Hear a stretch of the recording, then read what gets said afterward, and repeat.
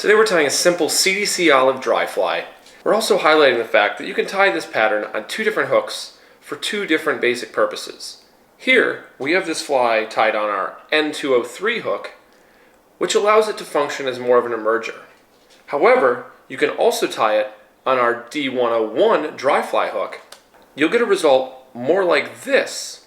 It'll sit flatter on the water's surface, but ultimately the function is very similar. We as fly tiers often get a bit dogmatic about the way we use certain hooks. However, in a pinch, we have to remember that sometimes you can use a variety of hooks to sub in. Start your thread right about the middle of the hook shank and work back to just in front of the bend. Now we'll tie in a bit of emerger yarn to work as either a tail or a shuck, depending on which hook you tie it in on.